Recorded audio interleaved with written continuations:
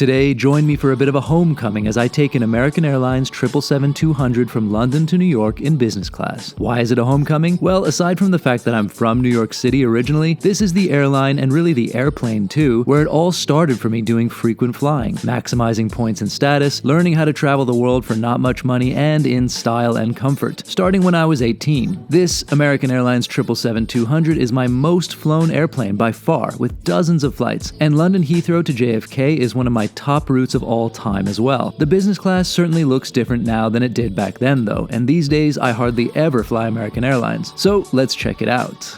London Heathrow Terminal 3 now, and it's kind of a cool terminal despite being a little bit older, a little bit less fancy than some of the other Heathrow terminals because there are so many different oneworld lounges here, and if you have mid-tier or higher elite status with oneworld, like I do, American Platinum for life, you can lounge hop. So you can go around to the Qantas, Cathay, British Airways, and American Airlines, Admirals Club. I think that's it, but 4 is plenty, right? So I'm going to try and go to a couple of them now.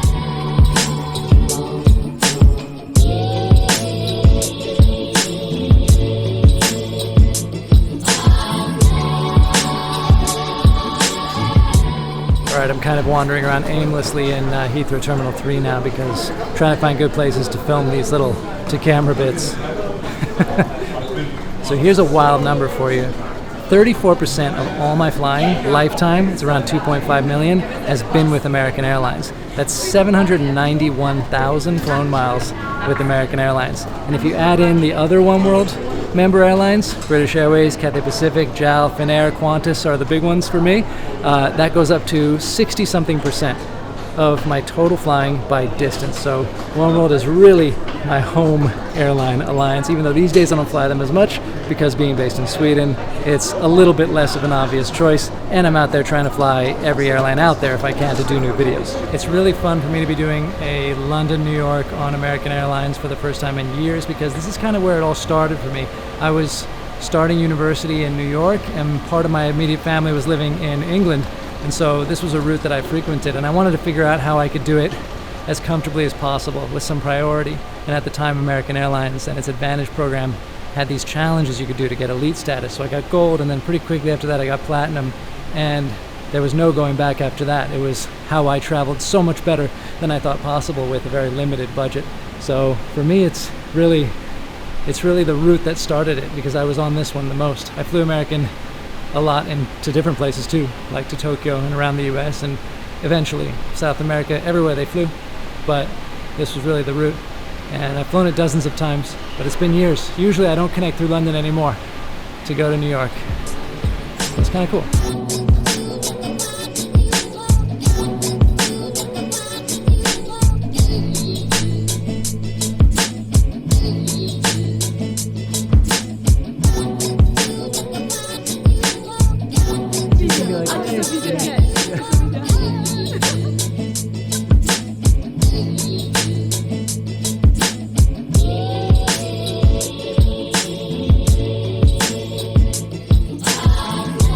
Hello again and welcome to the very quiet American Airlines Admirals Club at London Heathrow, Terminal 3. I'm about to get on board the second leg of this big round-the-world trip that I'm doing with oneworld Airlines, and of course over here on this channel I'm doing flight reviews on each of the flights. So this is it's London to New York on American's 777-200. It's their latest flight of the day. There's one later one that leaves on BA, I think an hour later, maybe around 8 p.m.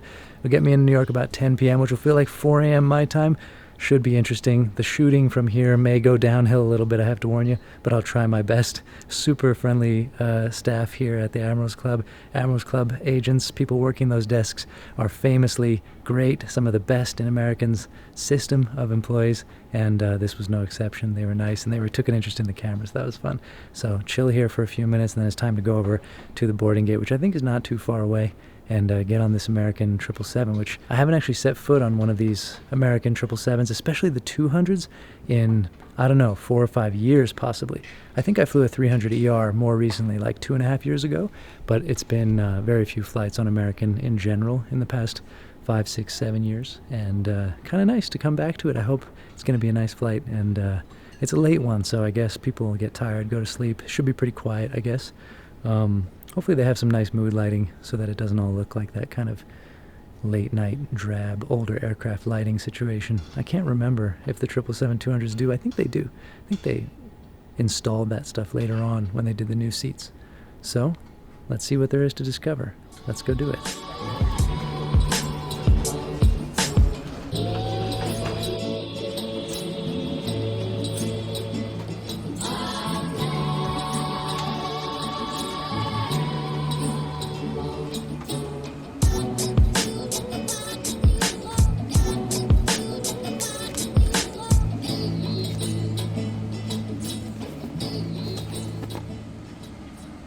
The offering is pretty good here. Some bedding, a decent menu, a good solid reverse herringbone seat with everything you need, basically. We'll take a closer look at everything after takeoff. One thing I like about this seat is all the table and counter space you have. So much room for a meal and drinks, plus whatever else you have going on. It means you don't have to, for example, put away your laptop to have dinner while you're working. You can have it all out. And there's plenty of power available too. Wi-Fi is reasonably effective, though not the fastest in the world. It's a good office in the sky overall.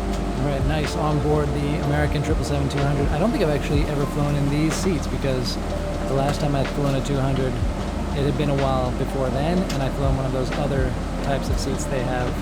It's a different product. This one seems nice and sturdy, nice little individual reverse herringbone setup, quite good. You know, American's look and feel and brand image and everything else, and the seats in here have changed a lot since I was flying them back in those early days, in the early 2000s. But what really takes me right back to those early days of flying American and beginning my travel and points hacking career is the sound of these Trent engines starting up on the 200s. It's a very particular sound, and that obviously hasn't changed at all over the years. So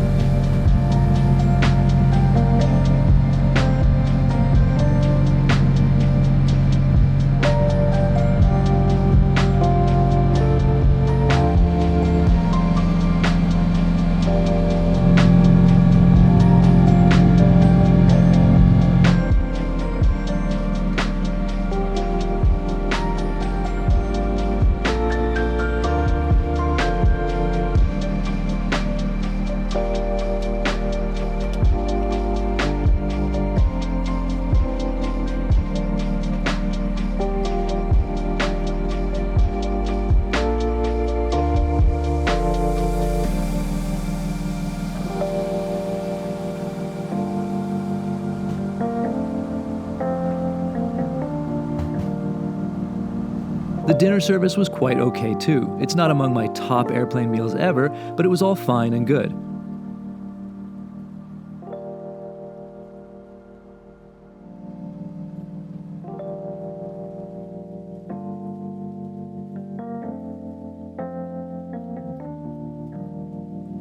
What is among my favorite things in the sky, though, and always has been, is the famous American Airlines ice cream sundae. This did not disappoint. It felt good to be back.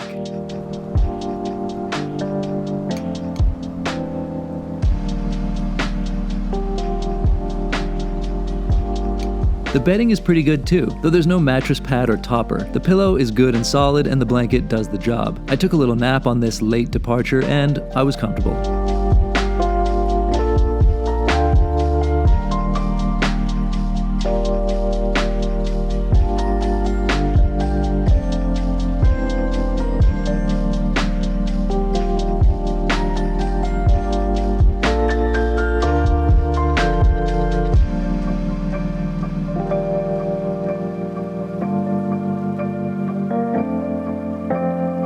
At some point, the northern lights appeared, which I've never seen quite so bright on a standard transatlantic crossing like this, where I've most often seen this sort of thing from flights, though that's been rare overall. Anyway, here are the photos which show a somewhat iPhone-exaggerated version of what we saw. The best part was that the flight attendant working my aisle got very excited by this and was telling everyone to look outside. It was nice to see. And somehow, in what felt like very little time, we were descending over Long Island for our approach into JFK. Almost there, hitting some chop. It's been a really nice flight, actually, really surprisingly good. Yeah, nice service, good food, great Sunday. And I passed out for a few hours, the last few hours. Amazing northern lights. Let's go to New York.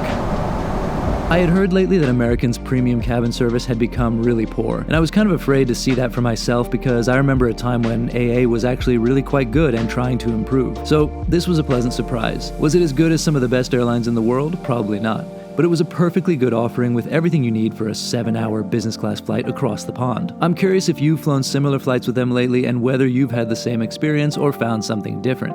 Make sure to let me know in the comments.